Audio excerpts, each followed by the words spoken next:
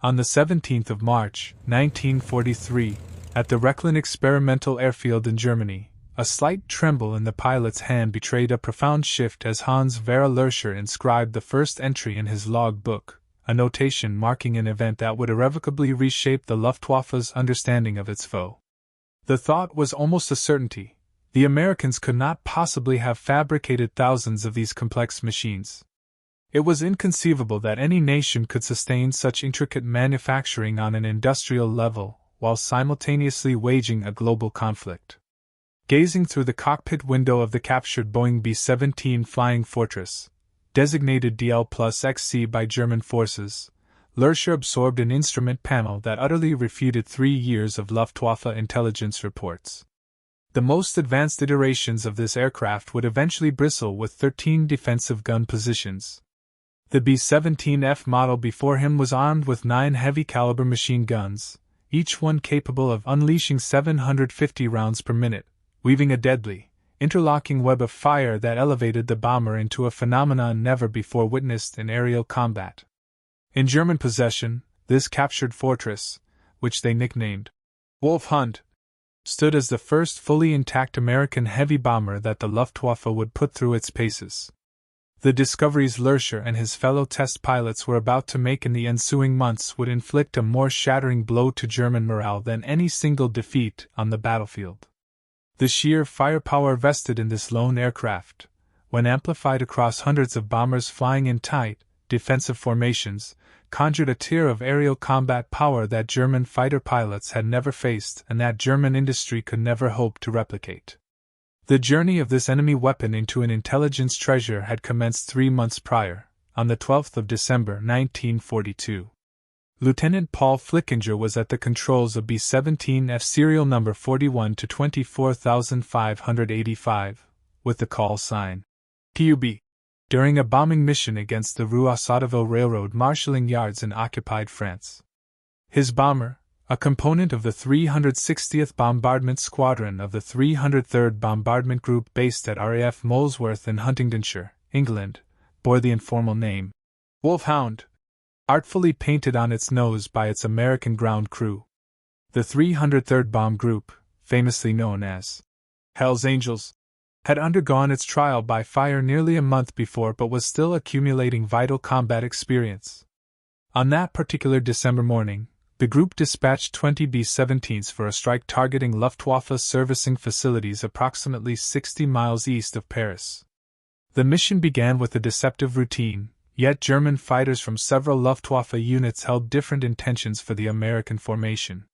Messerschmitt Bf-109s and Focke-Wulf FW-190s assaulted the American bombers with relentless aggression. The German pilots pressed their attacks with fierce resolve, fully aware that shattering the bombers' tight defensive formations was their most promising path to victory. A hailstorm of machine gun and cannon fire ripped through Wulf Hound's fuselage and wings.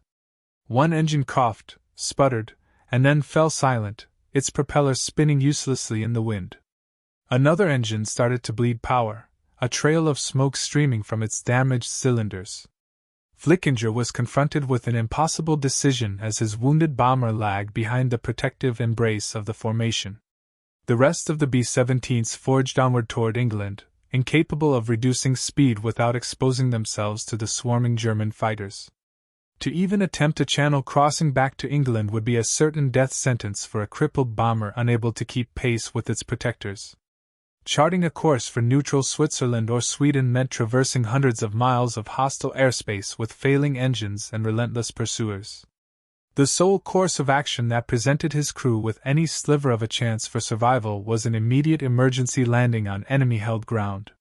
His eyes scanned the terrain below through gaps in the clouds and the smoke billowing from his dying engines, and Flickinger identified what seemed to be a viable field near Melun, France, about 60 miles southeast of Paris. With astonishing skill, particularly given his aircraft's severe damage, he maneuvered the immense 30-ton bomber down for a belly landing in a hayfield. The B-17 skidded across the damp grass and mud, its ball turret guns digging into the earth, carving a long scar in the field before grinding to a halt. The 10-man crew scrambled out of the aircraft, hands held high, fully expecting to become prisoners of war. What they could never have anticipated was just how precious their intact aircraft would be to German intelligence. Within a matter of hours, Luftwaffe ground personnel and Wehrmacht soldiers descended upon the captured fortress. Engineers meticulously photographed every system, every structural nuance, and every piece of technology before souvenir hunters or saboteurs could mar the prize. This bomber was an intelligence windfall that surpassed anything captured before. The majority of downed Allied aircraft were delivered in fragments, strewn across fields and forests, their technological secrets entombed in twisted wreckage and shattered parts. But Wulf Hound rested nearly whole in a French field, a perfect specimen of American heavy bomber technology, ripe for exploitation. German recovery teams instantly grasped the magnitude of the prize before them. This was no mere crashed bomber destined for the scrap heap. This was the first B-17 flying fortress to fall into Luftwaffe hands in a flyable state. Its capture offered an unparalleled chance to dissect American heavy bomber design, construction philosophies, defensive weaponry, and operational tactics. German technicians moved with urgency to transport the damaged but salvageable bomber to Leeuwarden Airfield in the Netherlands, a primary Luftwaffe base that had been expanded from a pre-war Dutch civilian airport. The transport operation demanded meticulous planning and flawless execution to avoid inflicting any further harm on the valuable aircraft. 2 days after its capture, on December 14, 1942, German mechanics had finalized temporary repairs to the combat damage. Its fuel tanks were filled with German aviation gasoline. The American markings on the wings and fuselage were painted over with German national insignia. Large black crosses now decorated the wings. A swastika was emblazoned on the tail, and the stark, menacing red and black of Nazi Germany declared the bomber's new allegiance. 2 Messerschmitt Bf 110 heavy fighters assumed escort positions, and a specially selected German crew boarded for the ferry flight to Rechlin, the Luftwaffe's foremost testing and evaluation center, situated about 50 miles north of Berlin in Mecklenburg. The flight plan was disseminated to every Luftwaffe fighter base and flak battery along the intended route, carrying explicit orders not to fire upon the captured fortress. Yet, despite these safeguards and the prominent German markings, some Luftwaffe forces opened fire on their own captured prize, causing minor additional damage before recognition signals were verified and the attack was aborted. This incident underscored both the German zeal to eliminate American bombers on sight and the challenge of coordinating operations across the fractured command structures of a military machine beginning to show the strain of a multi-front war. When Wulf Hound finally touched down at Rechlin after its circuitous journey from the Netherlands, it entered a world wholly devoted to unraveling the secrets of enemy technology. Rechlin functioned as the central hub for all Luftwaffe aircraft assessment, a German counterpart to the United States Wright Field in Ohio or the British Royal Aircraft Establishment at Farnborough. Every captured Allied aircraft that could be restored to flying condition ultimately found its way to this clandestine base. Here, German engineers meticulously dissected foreign technology, probing for weaknesses to exploit and innovations to either copy or counteract. The facility was a hive of activity, employing hundreds of technicians, engineers, test pilots, and support staff, all committed to the singular mission of understanding how enemy aircraft functioned and how to bring them down. For 3 months after its arrival in mid-December 1942, Wulf Hound stayed on the ground as teams of specialists subjected it to an exhaustive examination. Engineers peeled back panels to scrutinize its structural design, expressing amazement at the advanced stressed skin construction that endowed the B-17 with its legendary resilience. They precisely measured skin thickness, analyzed alloy compositions, and tested rivet patterns and joining methods. Every single system was meticulously documented. The electrical network, with its miles of intricate wiring, laid bare American philosophies on aircraft systems integration. The hydraulic controls showcased sophisticated valve designs and pressure regulation. The oxygen distribution system was a testament to the American grasp of high-altitude operations.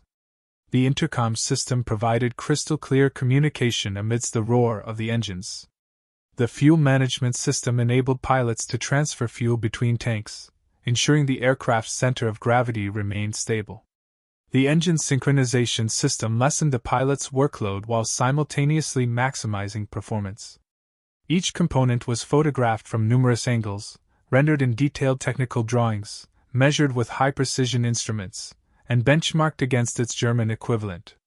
Luftwaffe aeronautical engineers found themselves marveling at the American manufacturing philosophy so evident in the B-17's very bones. The bomber was a showcase of mass production techniques on a scale German industry had not only never reached but had scarcely contemplated. Standardized components signified that parts made in different factories would seamlessly fit together without any need for custom adjustments. Interchangeable parts meant that damaged elements could be replaced swiftly in the field. Simplified assembly lines lowered the skill threshold for workers, enabling semi-skilled labor to construct highly complex aircraft. Everything about the bomber's design spoke to an industrial ethos that was fundamentally alien to German practice. While German aircraft demanded skilled artisans to hand-fit intricate components through laborious processes, American bombers utilized standardized modules that semi-skilled workers could install with speed, using jigs, templates, and fixtures. The implications of this were staggering to German planners who understood the language of industrial capacity. If this single captured bomber revealed such a high level of manufacturing sophistication, hinting at an industrial system fine-tuned for high-volume production, just how many could American industry churn out in a month, or in a year? When German intelligence analysts performed the calculations, the numbers pointed to production rates that seemed fantastical, yet would ultimately prove to be conservative. On March 17, 1943, Wulf Hound at last descended into German skies for its inaugural flight under Luftwaffe command. Flugkapitän, an accomplished Luftwaffe test pilot chosen for his exceptional skill and sound judgment, piloted the maiden voyage from Rechlin. The bomber, despite its immense size, responded to control inputs with surprising agility and smoothness. American pilots had consistently lauded the B-17's flight characteristics in reports that German intelligence had either intercepted or gleaned from prisoner interrogations, and German test pilots soon confirmed these evaluations firsthand. The Fortress flew with an astonishing stability for such a large aircraft, which weighed 15 tons empty and could reach up to 30 tons fully loaded. Its control responses were predictable and well balanced throughout its entire flight range. Even with one or two engines deliberately shut down during single and twin-engine trials, the bomber remained controllable, a characteristic that explained why so many damaged B-17s were able to limp back to England after suffering devastating combat damage that would have sealed the fate of German bombers. Over the following weeks, throughout the spring of 1943, a number of German pilots flew Wulf Hound through a variety of test profiles, each crafted to probe every facet of the aircraft's performance and handling.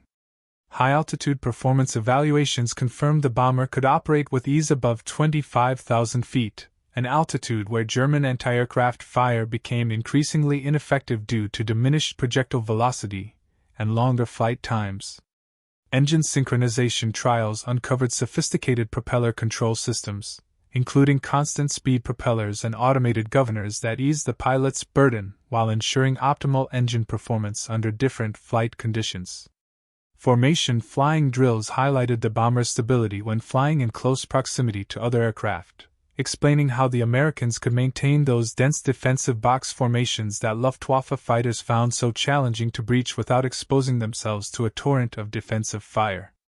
The B-17's flight characteristics rendered it an ideal platform for the arduous task of formation bombing, where dozens of aircraft had to maintain precise geometric patterns while under enemy attack. However, the tests that would have the most profound impact on German fighter tactics were those focused on its defensive armament. Gaining a deep understanding of the B-17's weapon systems became the paramount priority for Luftwaffe tactical planners across all Western fighter units. It was essential for every German fighter pilot to know the Fortress's blind spots, the angles of attack that offered the greatest chance of survival, the ranges at which German cannons could strike without entering the lethal zone of American machine guns, and the tactics that seasoned pilots had forged through costly trial and error in the crucible of actual combat. The raw numbers alone were a sobering reality for German planners who grasped their implications. The B-17F model was armed with 9 Browning M2.50 caliber machine guns, strategically placed to create overlapping fields of fire covering nearly every conceivable angle of fighter attack. Later models, specifically the B-17G, which would be introduced in the summer and fall of 1943, would escalate this to 13 guns by incorporating a chin turret and enhanced nose armament. But even 9 heavy machine guns constituted a level of firepower that far surpassed anything integrated into German bomber designs for defensive use. German bombers typically relied on defensive gun positions that were often makeshift, cramped, and had restricted traverse angles. The Heinkel He-111, the Luftwaffe's standard medium bomber, usually carried 6 or 7 machine guns of varying calibers, many of which were rifle-caliber 7.92 mm weapons with limited impact against attacking fighters. The Junkers Ju-88 fast bomber might have 4 or 5 defensive posts distributed around its airframe, but an American B-17F came standard with 9 heavy machine guns. And every single round fired was a .50 caliber projectile, capable of piercing armor plate, wrecking engines, shattering canopies, and killing pilots from distances of over 600 yards. The .50 BMG cartridge fired by these weapons packed 3 times the kinetic energy of German 7.92 mm rounds and was comparable in energy to German 13 mm heavy machine guns. Hans Werner Lurch, who would become the most seasoned test pilot of captured Allied aircraft during the war, flew Wulf Hound extensively in the spring and summer of 1943. His post-war memoir, published decades later as Luftwaffe Test Pilot, Flying Captured Allied Aircraft of World War II, offered detailed chronicles of his time with the bomber and a host of other Allied aircraft types. Lurch approached captured planes with a scientist's curiosity rather than ideological bias, a professional demeanor that made him an invaluable asset to the Luftwaffe's evaluation program. His university engineering background, paired with an exceptional innate flying talent honed through years of glider and powered aircraft experience, made him perfectly suited for the challenging and perilous task of test flying enemy aircraft. He flew over 125 different aircraft types during the war without a single major crash or damage incident, a remarkable safety record that stood as a testament to both his technical prowess and his meticulous approach to unfamiliar aircraft. When Lurch settled into Wulf Hound's cockpit for his first flight in the captured bomber, he possessed no instruction manual, no training regimen, no checklist, and no qualified instructor to offer direction. He learned through direct observation and experimentation, carefully studying the controls and instruments, making informed deductions about their functions, and cautiously testing his hypotheses at altitude, where a mistake would not be instantly fatal. The instrument layout was markedly different from German standards in both its arrangement and underlying philosophy. American designers preferred centralized panels with uniform gauge positions that were consistent across various aircraft types, which facilitated easier pilot transitions between different aircraft. Circuit breakers took the place of fuses in the electrical system, offering resettable protection that streamlined troubleshooting and maintenance. Hydraulic pressure gauges used different scales, calibrated in pounds per square inch instead of kilograms per square centimeter. The throttle quadrant functioned with a logic opposite to that of German aircraft, with forward movement increasing power rather than reducing it. But what perhaps left the deepest impression on Lurch was the bomber's sheer robustness and its ability to withstand damage. The B-17 could absorb punishment that would have obliterated comparable German aircraft, continuing to fly and fight after taking damage that seemed utterly unsurvivable. Its structural integrity stemmed from heavy-gauge aluminum alloy frames and a stressed skin construction that efficiently distributed loads across the entire airframe. Multiple redundant systems ensured that single failures were rarely catastrophic to the mission. Self-sealing fuel tanks thwarted fires from small-caliber hits, a technology the Germans understood but had never implemented so thoroughly. Armor plate shielded critical crew positions and vital systems, with a special focus on protecting the pilots, engines, and fuel system. Lurch and other test pilots at Rechlin carried out numerous firing tests to comprehend the B-17's defensive prowess from the attacker's perspective, the viewpoint that was most critical to the German fighter pilots who would confront these bombers in battle. German fighter pilots would climb into their Messerschmitt Bf-109s and Focke-Wulf Fw-190s and then execute simulated attack runs on Wulf Hound as it flew straight and level or performed evasive actions. Ground observers photographed these engagements, recording angles, ranges, closure rates, and exposure times. Combat cameramen filmed the exercises from chase planes, generating training footage to be distributed to fighter squadrons throughout Germany and occupied Europe. These exercises unveiled uncomfortable truths that starkly contradicted pre-war notions of bomber vulnerability.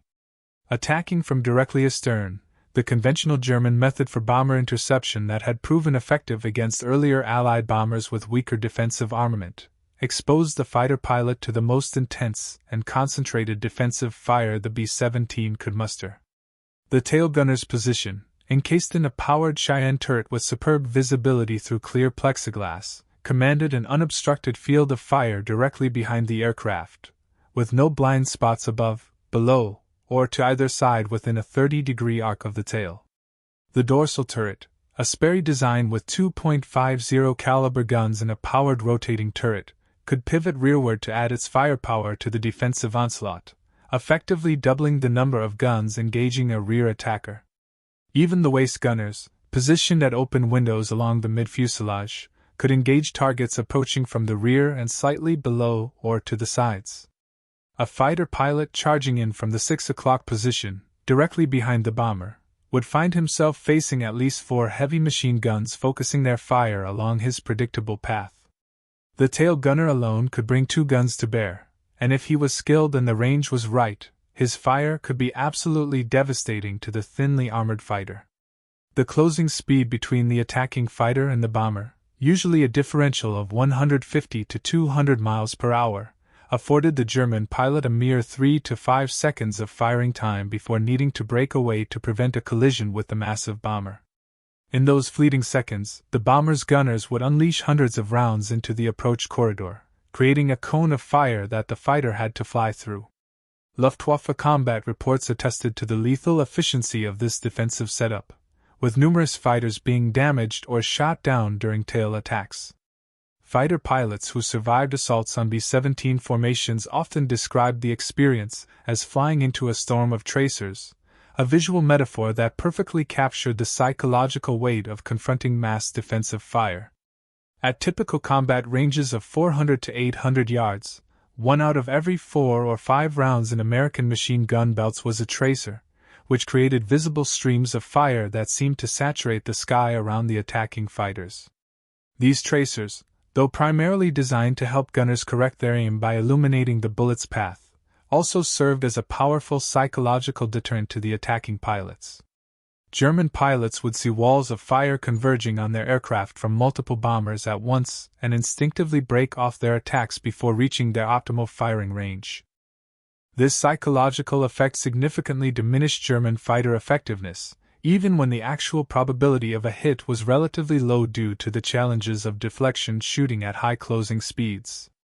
Attacking from below presented its own set of challenges, but offered no better prospects for the attacking fighter. The belly turret, known as the Sperry ball turret by the Americans, provided complete coverage of the lower hemisphere, leaving no blind spots. This remarkable feat of engineering housed a gunner in a rotating sphere armed with 2.50 caliber machine guns and a computing gun sight that helped calculate the necessary lead angle to hit fast-moving targets. The ball turret gunner, hunched in incredibly cramped quarters with his knees drawn up to his chest and his oxygen mask pressed against the optical sight, could track targets through a full 360 degrees of azimuth and nearly 90 degrees of elevation, from the horizontal to almost straight down. The physical toll was immense, as the position was too small to accommodate a parachute, too confined for much movement, and forced the gunner to remain in a fetal position for hours during long missions. But its defensive capability was unparalleled. No angle of approach from below could escape the ball turret's field of fire. German pilots quickly learned through harsh experience that attacking from beneath a B-17 formation meant subjecting themselves to concentrated fire from multiple ball turrets, each one tracking their approach with mechanical precision and opening fire at maximum effective range. Side attacks brought them face to face with the waist gunners, stationed at open windows along the fuselage where they battled temperatures far below freezing at altitude, hurricane-force winds from the open windows, and a constant engine drone that made communication nearly impossible. The B-17F incorporated staggered waist gun positions, which prevented the gunners from obstructing each other's movements while maximizing their coverage angles. One gunner was positioned slightly forward on the port side, while the other was slightly aft on the starboard side. Each wielded a .50 caliber machine gun on a flexible mount that permitted wide traverse in both azimuth and elevation. Attacking from the beam meant flying through a crossfire from both waist positions, plus the dorsal turret, which could rotate to engage targets anywhere above the horizontal plane. The interlocking fields of fire created zones where multiple guns could converge on a single target simultaneously, concentrating fire in a manner that drastically increased the probability of a hit. This concentrated firepower compelled German fighters to resort to high-speed slashing attacks rather than sustained gun runs, which limited their time on target and diminished their accuracy. The tactic that evolved from Rechlin's test program as the one offering the highest probability of success was the frontal attack, approaching the bomber head-on from the 12 o'clock high position. This approach minimized the exposure time to defensive fire and targeted the bomber's most vulnerable defensive zone, where fewer guns could be brought to bear. Early B-17 models, including the F variant that Wulf Hound represented, were equipped with only 2 or 3 flexible guns in the nose, operated by the bombardier and navigator, who had other primary responsibilities during combat and were not dedicated gunners. These flexible guns, fitted into sockets in the plexiglass nose, had limited traverse and required the crew members to physically move the guns from one position to another. The nose glazing afforded the bombardier an excellent view for precise bombing with the Norden bombsight, but it offered minimal protection for the crew stationed there and restricted the defensive firepower that could be directed against frontal assaults. A German fighter pilot with sufficient nerve and skill could charge in from 12 o'clock high, diving slightly from above and ahead, unleash a concentrated burst at the cockpit and forward fuselage where the pilot sat, and then dive away beneath the bomber before its defensive guns could effectively track him. This frontal attack doctrine was pioneered by Hauptmann Egon Mayer of Jägerschwader II in late 1942, shortly before Wulf Hound's capture. Mayer discerned through combat experience and tactical analysis that the majority of the B-17's defensive firepower was directed rearward or to the sides, leaving the nose comparatively exposed. Attacking head-on meant the fighter's relative closing speed surpassed 500 miles per hour, with the fighter approaching at 350 to 400 miles per hour and the bomber flying towards it at 150 to 180 miles per hour. This combined closure rate gave the bomber's nose gunner perhaps 2 seconds to aim and fire before the fighter blazed past overhead or underneath. Those 2 seconds demanded exceptional marksmanship from the defensive gunner, who had to track a rapidly closing target, estimate the lead angle, and fire with precision despite the wind blast, vibration, and the psychological strain of watching a fighter dive straight at him with guns firing. The attacking pilot, on the other hand, had a nearly stationary target growing ever larger in his gun sight, making aim calculation relatively straightforward compared to deflection shots against crossing targets. The tactic proved spectacularly effective when executed flawlessly by skilled pilots with iron nerves. German pilots who mastered the head-on pass achieved impressive kill ratios, sometimes bringing down multiple bombers in a single sortie. But the attack required an exceptional level of nerve and discipline that not all pilots could muster.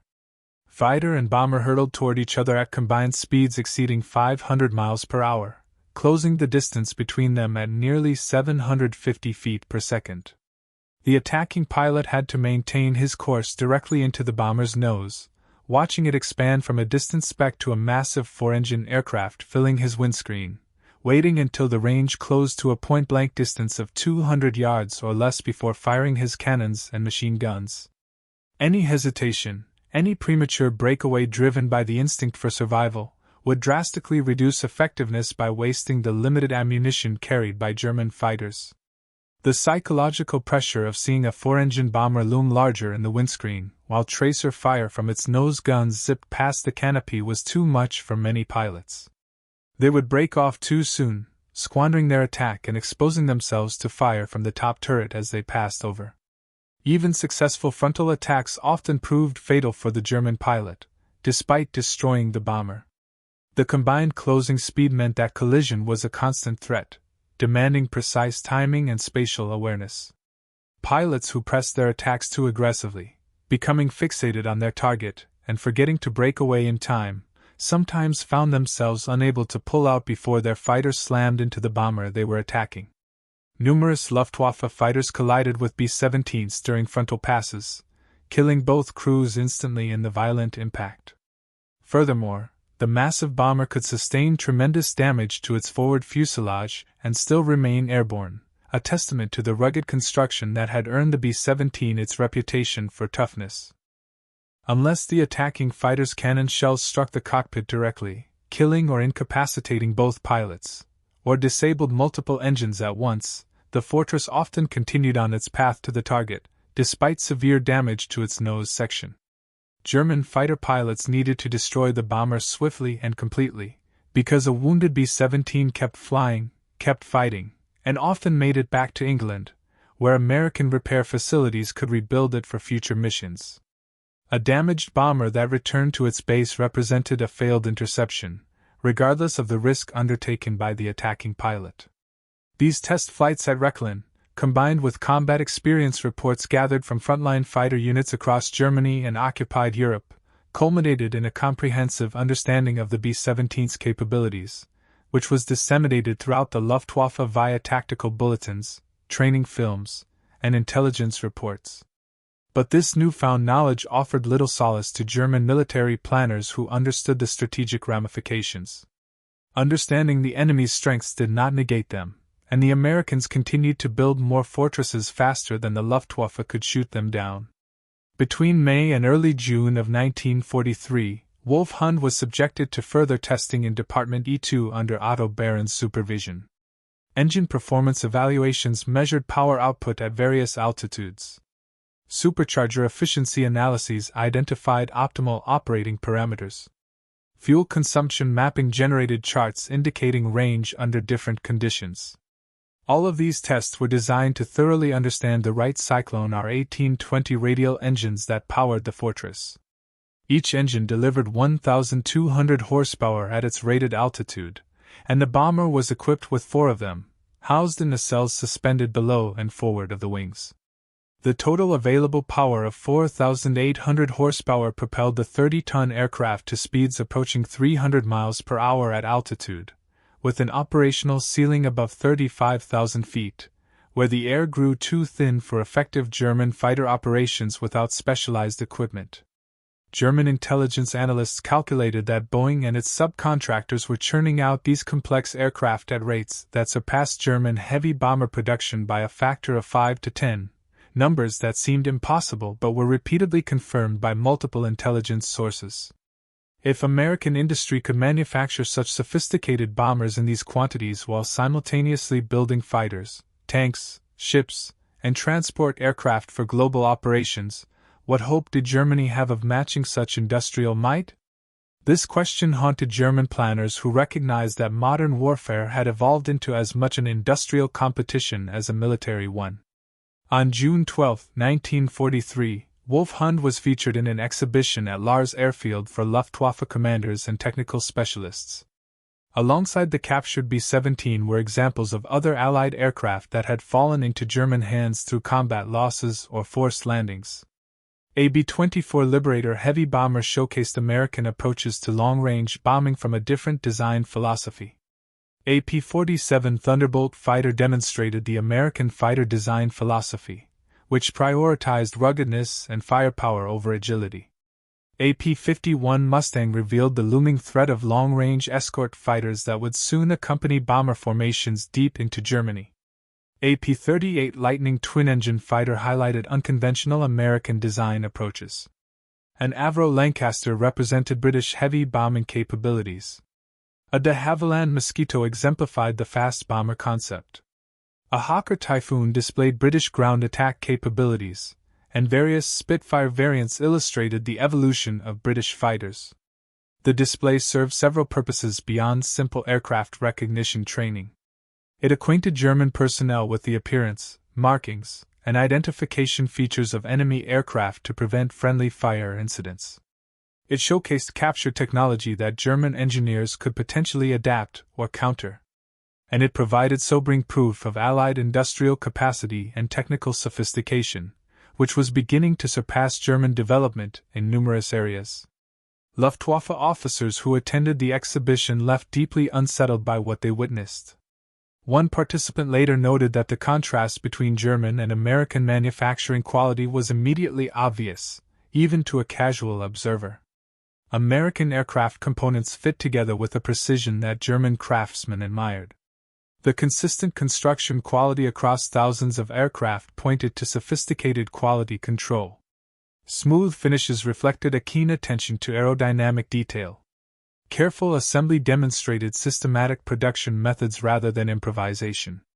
German aircraft, increasingly produced with slave labor under the constant threat of Allied bombing that disrupted supply chains and destroyed tooling, exhibited rough workmanship, mismatched panels that required hand-fitting, and makeshift repairs using non-standard materials.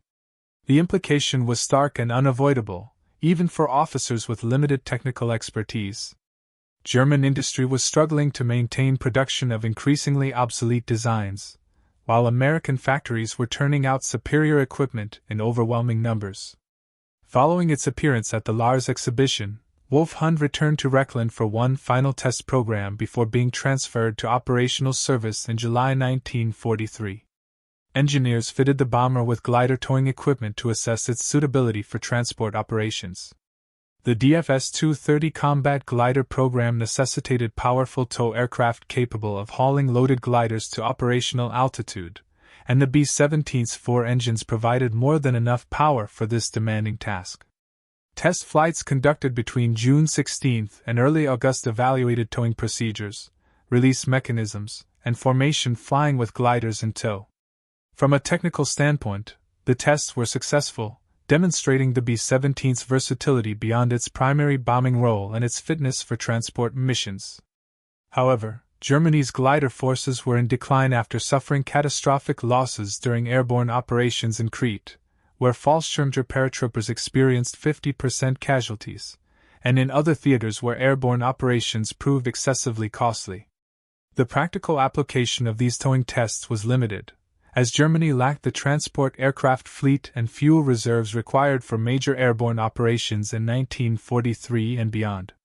In September 1943, Wulf Hound was transferred to a new assignment that would take it from the test facilities at Rechlin to operational service with one of the Luftwaffe's most clandestine units. Kampfgeschwader 200 operated from Rangsdorf Airfield near Berlin as a special operations wing, unlike any other in the German Air Force.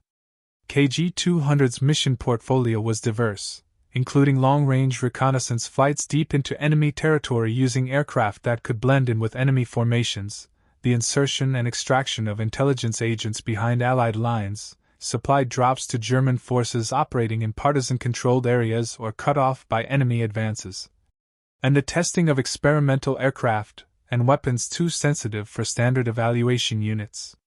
The unit operated an eclectic mix of German and captured Allied aircraft, selected for specific mission needs rather than for standardized logistics.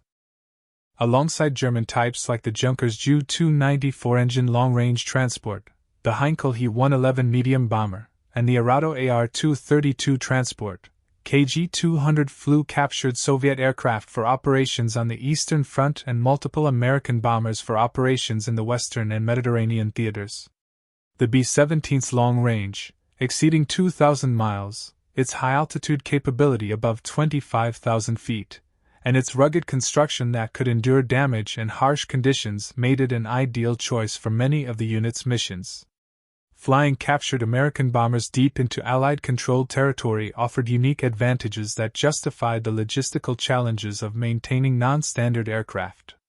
At night or in poor visibility, Allied radar operators and fighter controllers might mistake the German crewed fortress for a friendly bomber returning from a mission over Europe, allowing the intruder to penetrate Allied airspace undetected or unchallenged. This deception could buy precious minutes, or even hours, before defenses reacted, time that could be the difference between mission success and failure. Even in daylight, a B-17 flying at high altitude could potentially join American formations for brief periods, gathering intelligence on tactics, formations, and radio procedures. At Rangsdorf, Wulf Hound was given a new paint scheme designed for night operations over Allied territory.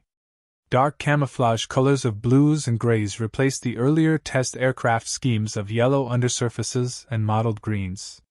KG-200 side codes, beginning with A3+, were applied to both sides of the fuselage, identifying the aircraft to German forces while maintaining a degree of operational security about its specific unit assignment. Records suggest the bomber was eventually coded A3+A, although some sources indicate it may have carried multiple codes during its service, depending on the mission. Detailed records of Wulf Hound's operational service with KG-200 have been lost to the annals of history, scattered across archives that were destroyed or dispersed, concealed by participants who survived into the post-war era when certain operations remained classified for decades, or were simply never created due to the clandestine nature of special operations. However, post-war research by aviation historians has established that KG-200 operated at least 4 captured B-17s between late 1943 and mid-1944, with some sources suggesting the number might have been even higher during peak operations. These bombers flew missions across Europe, the Mediterranean, the Middle East, and North Africa, operating in some of the war's most sensitive theaters. Some missions were straightforward transports of critical personnel or equipment to isolated German garrisons cut off by Allied advances or operating behind enemy lines. Others involved inserting intelligence agents into Allied-controlled territory via parachute drops at night or high-altitude bailouts that allowed agents to land far from the drop aircraft's apparent course. Several missions conducted reconnaissance of Allied installations, photographing ports where invasion forces might be assembling, airfields where bomber forces were concentrated, and supply depots that could indicate future Allied operations. The most sensitive operations remained cloaked in secrecy decades after the war's end, their details known only to the participants, who have since passed away. Hans Werner Lerck flew other captured B-17s that found their way to Rechlin after Wulf Hound was transferred to operational service with KG-200. On October 9, 1943, B-17F serial number 42 to 30,336, named Miss Nonely 2, by its American crew, crash-landed in a field at Norland Estate near Viborg in Denmark after experiencing engine trouble during a mission over Germany. The crew bailed out over Denmark, but the pilot managed to bring the aircraft down intact in a controlled crash landing, once again demonstrating the B-17's docile handling, even in emergencies. German recovery teams arrived swiftly, fully aware of the value of captured American bombers, and Lerck himself flew the bomber out of the field to Esbjerg Airfield, and then on to Rechlin for evaluation. The fact that Lerck could fly an unfamiliar American bomber out of a farm field with no instruction manual, no checkout flight, and no ground training spoke volumes about both his extraordinary skill as a test pilot and the B-17's forgiving handling characteristics that made it tolerant of pilot errors. Miss Nonely 2 was given the German code 7+8 and served in evaluation roles until at least December 1944, when records show it was still flying test missions. Each newly captured fortress offered fresh opportunities for meticulous examination. Engineers compared different production blocks, searching for evolutionary changes that might reveal vulnerabilities to exploit or improvements that necessitated new German countermeasures.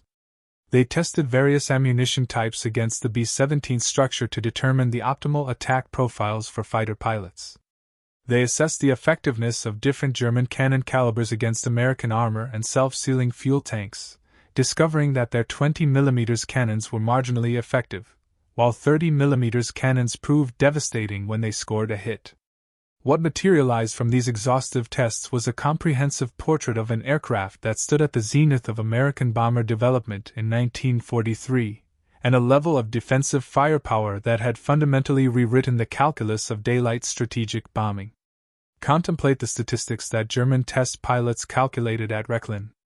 A single B-17G, the final and most heavily armed variant, which would enter service in the summer of 1943, carried 13 Browning M2.50 caliber machine guns, positioned to provide complete defensive coverage.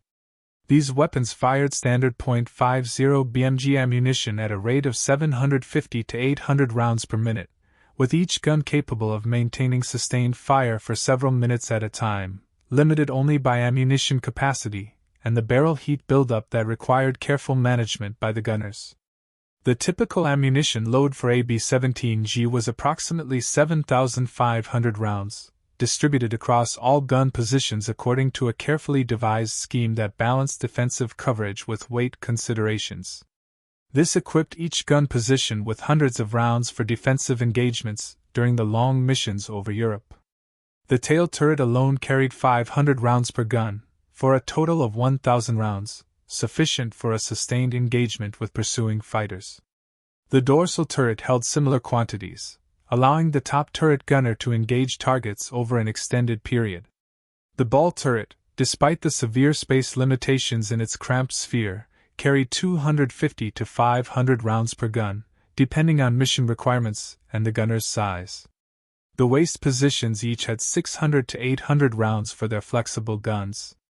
The nose positions, including the chin turret on G models, held similar loads, calculated to provide adequate ammunition for the entire mission. When German test pilots at Rechlin calculated the combined firepower of a single B-17G firing all its guns simultaneously at a target, the numbers were staggering and explained why bomber crews had such faith in their defensive capabilities. 13 guns, each firing at 750 rounds per minute, produced a combined rate of fire approaching 10,000 rounds per minute across all positions. When translated to rounds per second to better grasp the immediate tactical effect, a fully engaged fortress could unleash approximately 160 heavy machine gun bullets into the surrounding airspace every second, creating a cone of fire that saturated the approach corridor with lethal projectiles. But American bombers never flew into enemy territory alone. The entire philosophy of American daylight strategic bombing, developed through pre-war doctrine and honed through painful combat experience in 1942 and 1943, was predicated on mass formations where multiple bombers provided mutual defensive fire, dramatically increasing the firepower that any single attacking fighter would encounter. The combat box formation, conceived by Colonel Curtis LeMay and refined through bloody experience over Germany, arranged bombers in tight three-dimensional arrays where each aircraft's guns could support its neighbors. A squadron element typically consisted of 3 aircraft flying in close formation, either a V or an echelon, depending on the tactical situation. 3 squadron elements, stacked vertically and offset horizontally, formed a squadron box of 9 bombers. 3 squadron boxes then formed a group box of 27 aircraft, although some groups flew with 4 squadrons for a total of 36 bombers. A typical 3-squadron group box comprised 18 to 27 aircraft, depending on attrition and maintenance status.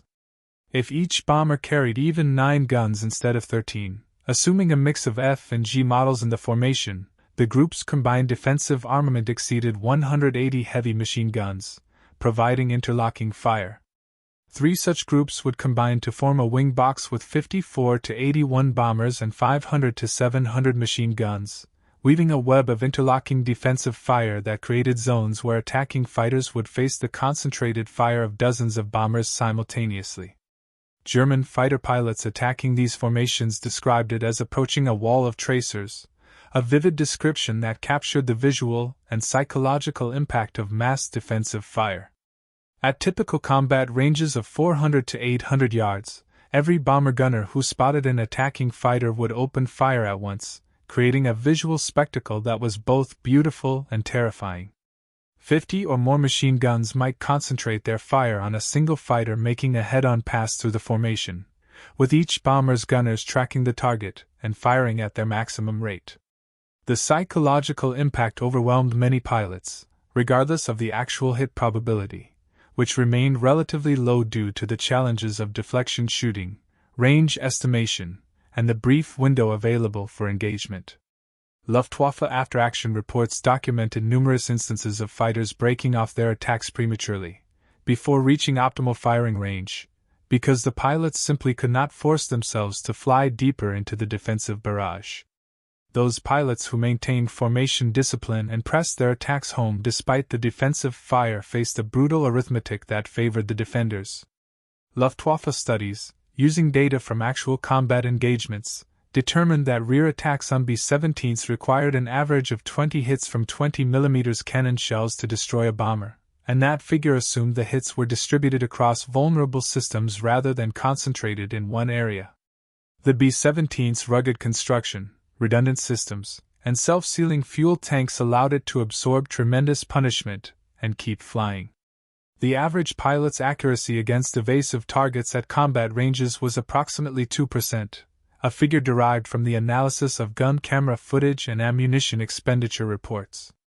Therefore, to bring down a single fortress from behind required firing approximately 1,000 rounds of 20mm ammunition to achieve the 20 hits needed for a kill. Early model Focke-Wulf FW-190 fighters carried only 500 rounds total of 20mm ammunition, distributed between two cannons, with each gun holding 250 rounds in drum magazines.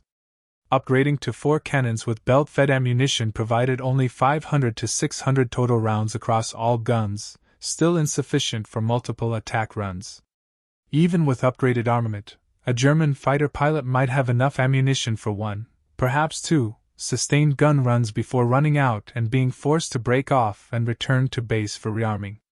Meanwhile, the bombers continued to fire as long as they detected threats, their thousands of rounds of .50 caliber ammunition allowing for prolonged defensive engagement throughout the mission. While individual bomber gunners achieved relatively low hit percentages due to the difficulty of deflection shooting at extreme ranges and high closure speeds, the sheer volume of fire made hits a statistical certainty when dozens of bombers engaged a single target.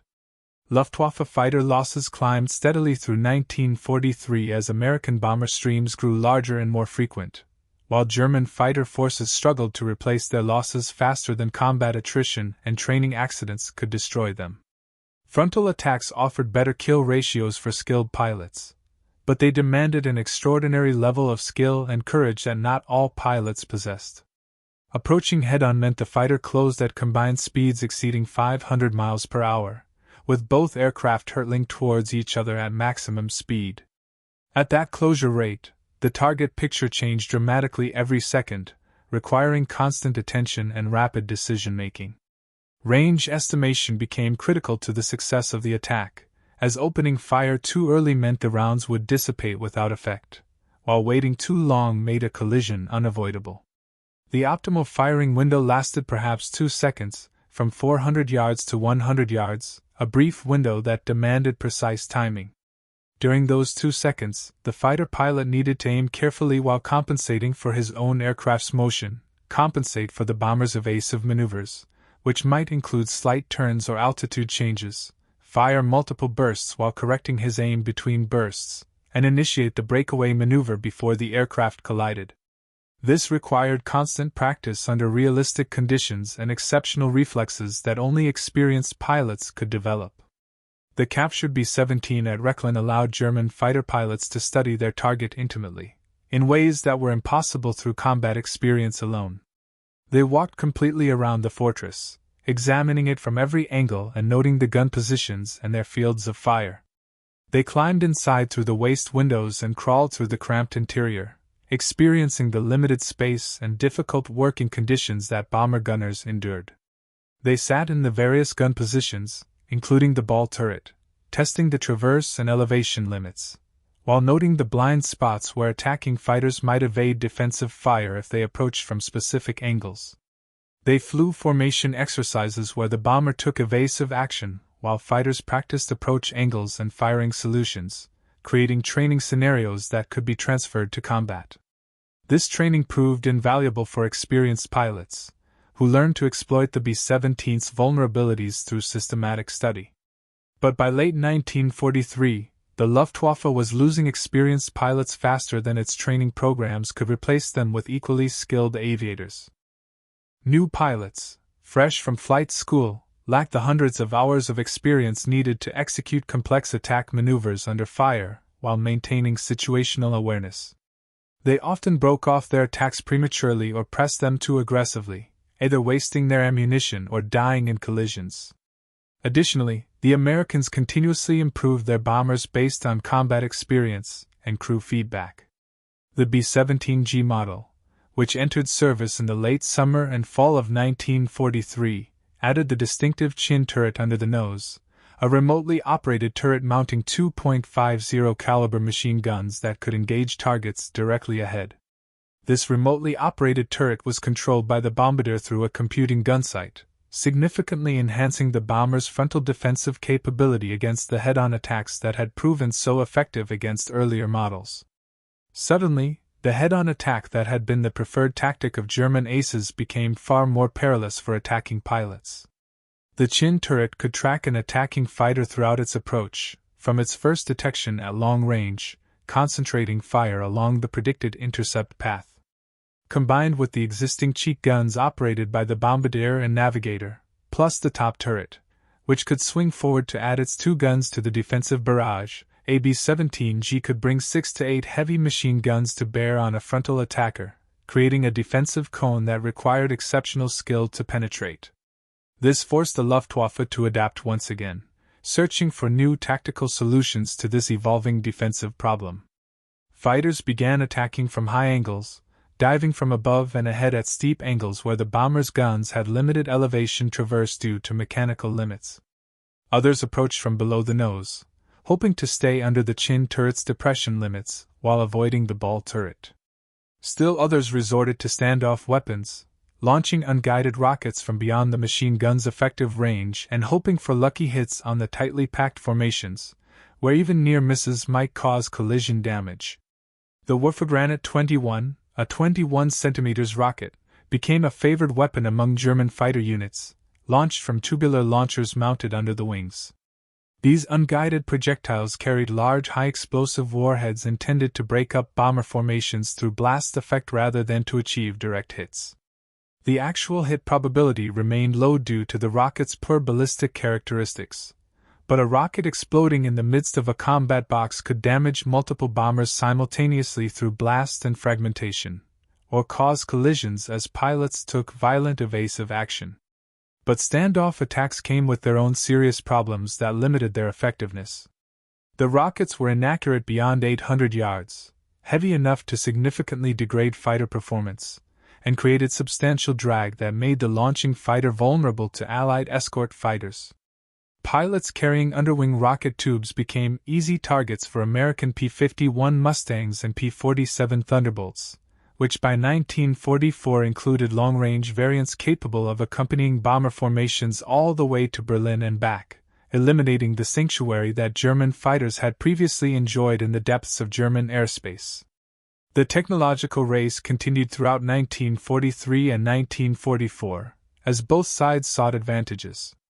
The Luftwaffe developed heavier cannons, including the 30 mm Quachas 108s that could destroy bombers with just a few hits, larger rockets with improved guidance, and even experimented with aerial bombing, where fighters dropped small bombs onto bomber formations from above. The Americans improved their defensive armament with the G model, perfected their formation tactics through painful experience, and introduced better escort fighters with longer range and improved performance. But one inescapable reality dominated this equation, a reality that no amount of tactical innovation could alter. American industry could replace its losses faster than German industry, despite operating on the far side of the Atlantic Ocean and shipping everything to Europe. Every B-17 shot down over Europe was a tactical victory for the Luftwaffe pilot who achieved the kill, but it was only a strategic victory if it prevented future missions. But within weeks, sometimes mere days, another brand new fortress, fresh from Boeing's production lines in Seattle, from Douglas plants in Long Beach, or from Vega facilities in Burbank, would replace the lost bomber, arriving in England with a fresh crew, ready to continue the bombing campaign. Production statistics told a story of overwhelming material advantage that German intelligence analysts understood but could do nothing to counter. Boeing, Douglas, and Vega built 12,731 B-17 bombers between 1935 and 1945, with the vast majority produced during the peak war years of 1943 and 1944. Boeing's Seattle plant alone built 6,981 B-17s across all variants. Douglas contributed 3,000 from its plants in Long Beach, California. Vega, a Lockheed subsidiary, added 2,750 from Burbank, California. At its peak production in 1944, Boeing alone was building approximately 362 B-17 bombers per month, more than 12 per day, from a single manufacturing facility, a rate that seemed impossible to German observers but was verified through multiple intelligence sources. German four-engine bomber production never came close to these figures, despite having a more advanced aviation industry at the war's start. The Heinkel He-177, Germany's only operational four-engine heavy bomber, and the result of years of development, suffered from chronic engine fires due to its unusual coupled engine design and mechanical problems that limited its operational availability. Total production across all variants barely exceeded 1,100 aircraft between 1942 and 1944, and its operational availability was so poor that many units refused to accept the type, preferring twin-engine medium bombers despite their inferior range and bomb load. Germany simply could not match American heavy bomber production in either quantity or quality, a failure rooted in strategic decisions, industrial organization, and resource limitations. When Luftwaffe pilots learned of these production statistics through intelligence briefings that attempted to prepare them for the scale of the opposition they would face, morale suffered accordingly among the thoughtful pilots who understood the implications. What was the point of risking their lives to shoot down one fortress when 10 more would replace it within a week? This question haunted fighter squadrons across Germany as the strategic situation deteriorated through 1944. The captured B-17 at Rechlin provided German engineers with a detailed understanding of the American manufacturing methods that explained how such production rates were achieved. They studied the modular construction that allowed subassemblies built at different factories across the United States to fit together perfectly during final assembly with minimal hand fitting. They examined the standardized components sourced from hundreds of subcontractors nationwide, creating a supply chain of unprecedented complexity and efficiency. They analyzed the simplified assembly sequences that allowed semi-skilled workers, many of them women entering industrial work for the first time, to build complex bombers in a fraction of the time that experienced German craftsmen required using traditional methods. German reports from these studies expressed a grudging admiration for American industrial organization, while noting the impossibility of Germany matching such methods. The B-17 represented more than just individual engineering excellence or clever design solutions. It represented a complete manufacturing philosophy that prioritized production volume over artisanal quality, emphasized interchangeable parts over custom fitting, and accepted good enough quality over perfection. Every design decision reflected this philosophy of mass production. Standardized fasteners throughout the aircraft reduced inventory requirements and simplified assembly.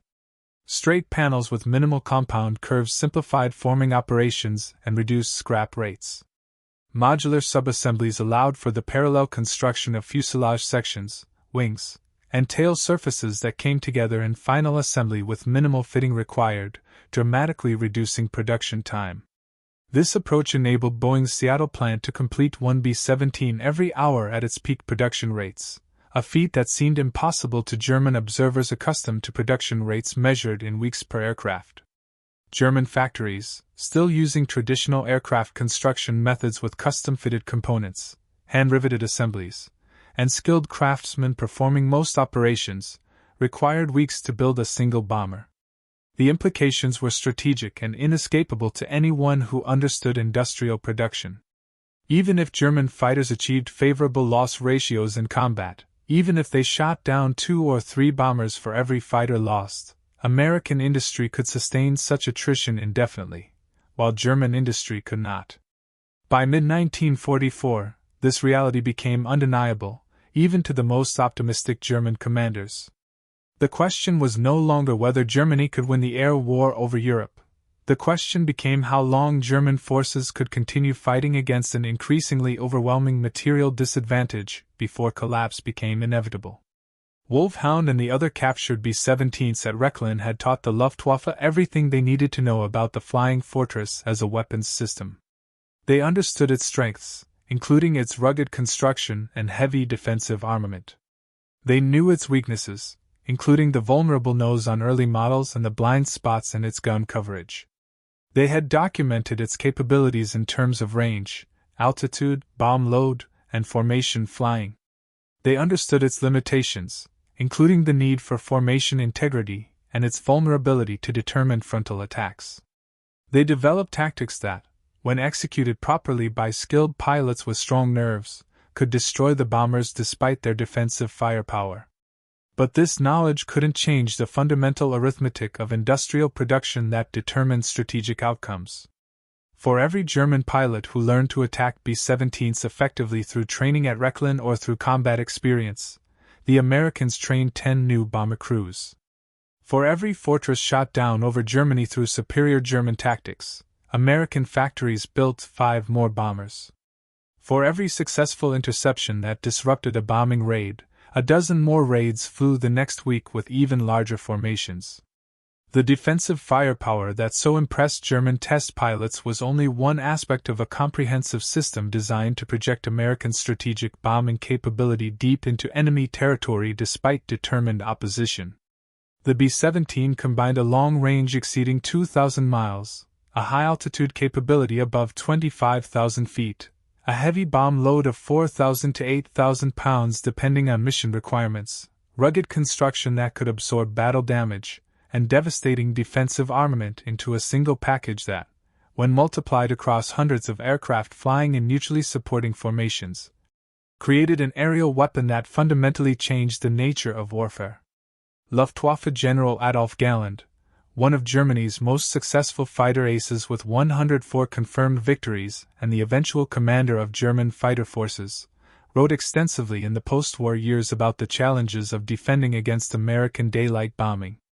He acknowledged that individual German pilots often possessed superior training and more extensive combat experience compared to American bomber crews, many of whom were on their first combat tour.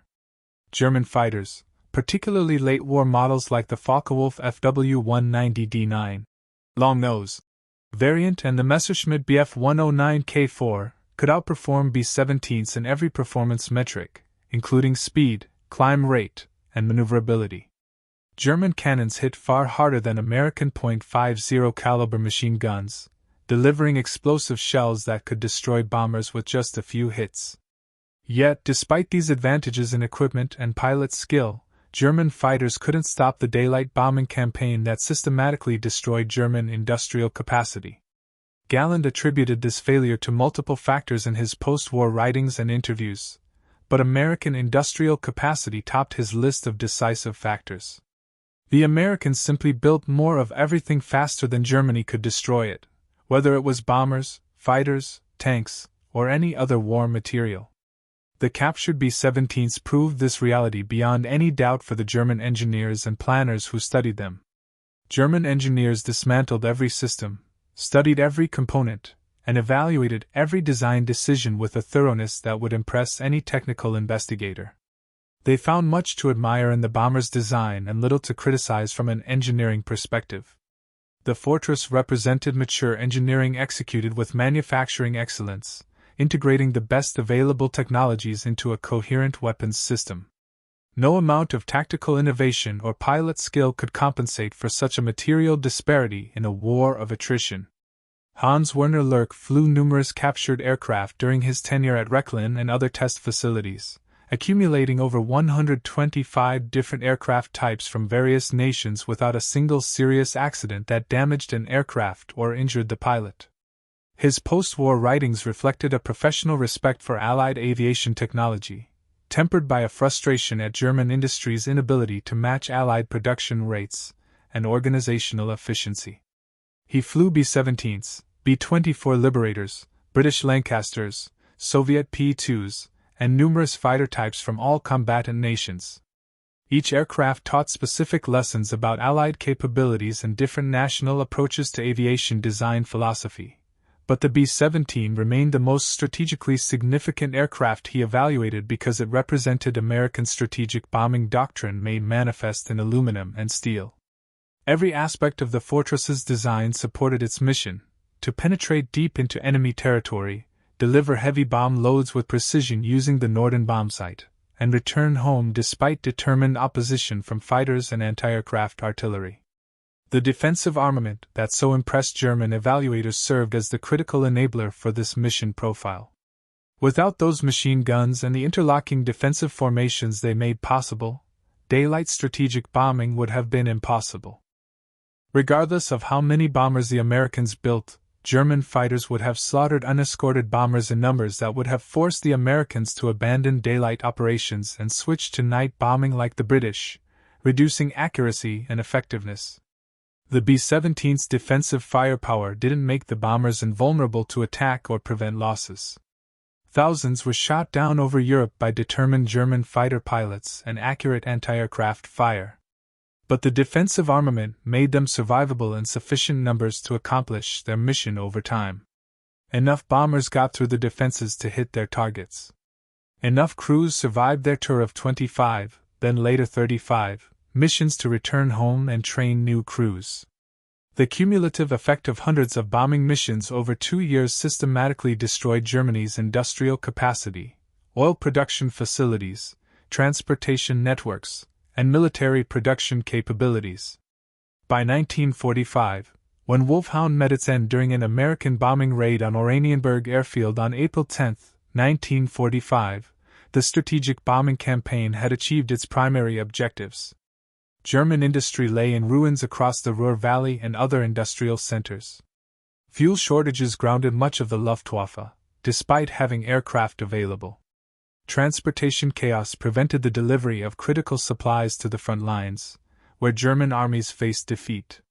The fortresses had completed their mission, despite heavy losses along the way. The captured bomber that taught the Luftwaffe so much about American defensive firepower had become a symbol of the futility of fighting against overwhelming material advantage. German pilots who learned to attack B-17s using knowledge gained from flying captured examples found themselves increasingly irrelevant as American bomber streams grew to include 1,000 aircraft, escorted by equal numbers of long-range fighters. Individual skill and tactical excellence couldn't compensate for such numerical inferiority and industrial disparity. The story of captured B-17s in German service represents a curious footnote to the larger narrative of the strategic bombing campaign over Europe. These aircraft, built in American factories by American workers, flown by American crews on combat missions, shot down or forced down by German forces, then rebuilt and flown by German pilots, served as unique windows into Allied capabilities and American industrial methods. They revealed strengths the Luftwaffe needed to counter through new tactics and weaknesses that could be exploited by skilled pilots. They trained fighter pilots in aircraft recognition and attack procedures that saved lives. They supported special operations missions deep behind enemy lines that achieved tactical objectives. They contributed to the German war effort in numerous ways throughout 1943 and 1944. Yet, ultimately, they also demonstrated the impossibility of Germany's strategic position by revealing the scale of American industrial capacity. Every hour German technicians spent repairing captured American aircraft represented skilled labor diverted from maintaining German aircraft. Every gallon of precious fuel burned testing enemy bombers was fuel unavailable for combat operations. Every bullet fired during evaluation exercises represented ammunition Germany couldn't spare. Meanwhile, American factories produced more B-17s every day, replacing losses faster than combat could inflict them. The production statistics remain staggering, even 8 decades after the war's end. Boeing's Seattle Plant 2 alone built 6,981 B-17s across all variants, from the original Y-1 B-17 through the final B-17G. Douglas contributed 3,000 from its plants in Long Beach between 1942 and 1945. Vega added 2,750 from Burbank. In the same timeframe, total production exceeded 12,731 aircraft by the war's end, with the final B-17 delivered in May 1945. Each bomber was a complex machine, containing approximately 40,000 individual parts manufactured by hundreds of subcontractors. It had 4 Wright Cyclone R1820 engines, each producing 1,200 horsepower, miles of electrical wiring connecting its systems, thousands of pounds of aluminum formed into its airframe structures, and that formidable defensive armament of up to 13 heavy machine guns with thousands of rounds of ammunition. Germany never built even 2,000 four-engine bombers during the entire war, despite starting with a more advanced aviation industry in the 1930s and having pioneered strategic bombing concepts. The reasons for this dramatic production disparity extended far beyond simple industrial capacity or factory floor space. American strategic doctrine prioritized heavy bombers for deep penetration missions and strategic targeting, while Germany focused on medium bombers and dive bombers optimized for close air support of ground forces, a fundamental difference in military philosophy. American geography, protected by vast oceans that enemy forces couldn't cross, allowed for undisturbed factory expansion and operation, while German industry operated under constant Allied bombing that destroyed facilities, killed workers, and disrupted supply chains. American engineering education produced thousands of skilled designers, managers, and technicians annually, while Germany struggled with manpower shortages as the war dragged on and casualties mounted. Most fundamentally, American political and economic systems proved more adaptable to total war mobilization than the rigid Nazi hierarchy, with its competing power centers, inefficient decision-making, and ideological constraints. All these factors combined to create the industrial advantage that determined the strategic outcomes. The B-17 Flying Fortress was just one weapon in America's vast arsenal, but it symbolized the entire apparatus of American war production. When Luftwaffe officers stood before Wulf Hound at Rechlin, studying its construction, testing its systems, and flying evaluation missions, they were really studying American industrial civilization and its capacity for sustained production. What they learned should have been obvious from the beginning to anyone who studied American industrial capacity objectively. You cannot defeat an enemy who can build bombers faster than you can shoot them down, who can train crews faster than you can kill them, who can deliver bombs in greater tonnage than your entire nation's industrial output across all sectors. The defensive firepower that so impressed German test pilots was merely the visible manifestation of deeper American advantages in industrial organization, resource allocation, and economic mobilization. The real secret weapon wasn't the 13 machine guns mounted on the B-17G. It was the economic and industrial system that could design, manufacture, and deploy 12,731 of these bombers while simultaneously building 300,000 aircraft of all types, 88,000 tanks, 41 billion rounds of ammunition, and everything else needed to fight a global war on multiple fronts, across several continents and 2 major oceans. No amount of tactical brilliance, pilot skill, or individual courage could overcome such an overwhelming disparity in industrial output. It's no wonder that Hans Werner Lerch, after flying dozens of captured Allied aircraft and seeing firsthand the quality and quantity of enemy equipment, concluded that Germany had already lost the war by 1943, based purely on industrial mathematics. The mathematics of material production predicted defeat with mathematical certainty. The only questions remaining were when the end would come and at what final cost in lives and destruction. The captured B-17 at Rechlin answered some important tactical questions for German fighter pilots. It revealed blind spots in defensive coverage that skilled pilots could exploit. It identified vulnerable systems, including hydraulics and oxygen, that could disable the bomber. It demonstrated attack profiles that offered the best chance of success for determined pilots. But it couldn't answer the fundamental strategic question that determined the outcomes. How do you stop 10,000 bombers when you can barely build 1,000 fighters annually? How do you defend your cities against endless raids when your pilots fly 3 or 4 missions per day until they're killed, wounded, or too exhausted to continue? How do you maintain industrial production and civilian morale when every factory worker knows that American bombs will eventually find their workplace? These questions had no satisfactory answers within the framework of Nazi Germany's war strategy and industrial organization.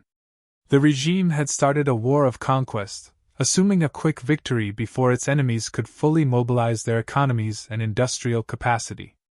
When that fundamental assumption proved false, when the war became a grinding contest of industrial attrition and staying power, Germany's fate was sealed by decisions made in the 1930s. The B-17 Flying Fortress, with its multiple heavy machine guns throwing 160 rounds per second into the surrounding airspace, with its ability to absorb horrific damage and continue flying toward its targets, with its clear manifestation of American industrial capability and organizational efficiency, represented not just a tactical challenge, but a strategic verdict on the war's outcome. The bombers came every day, in increasing numbers. The fighter escorts grew more numerous and capable. The targets burned systematically, and there was nothing the Luftwaffe could do to stop the campaign, despite heroic individual efforts. The Luftwaffe test pilots at Rechlin flew captured B-17s extensively and came away with a grudging respect for American engineering, manufacturing, and military organization. They admired the bomber's rugged construction that allowed it to survive damage that would destroy lesser aircraft. They appreciated its thoughtful design, which prioritized crew survivability and operational effectiveness. They acknowledged its devastating defensive firepower, which made attacking the formations a deadly proposition, even for experienced pilots. But respect for the weapon did nothing to change the outcome of the battles in the sky over Europe. Knowledge of the enemy's capabilities couldn't create the resources needed to defeat them when those resources simply didn't exist in sufficient quantities. By late 1944, many of the captured B-17s in German service had been destroyed or rendered unflyable through various causes. Some fell victim to Allied bombing raids on German airfields as the bombing campaign targeted Luftwaffe infrastructure. Others crashed due to maintenance issues, as spare parts became impossible to obtain with supply chains disrupted. A few continued flying special missions for KG-200 until the final weeks of the war in early 1945, but their intelligence value had been largely exhausted by this point. The Luftwaffe knew everything worth knowing about the Flying Fortress through years of study. They understood its blind spots, where its guns couldn't reach. They knew its vulnerabilities in specific systems. They had developed tactics to attack it effectively when conditions allowed.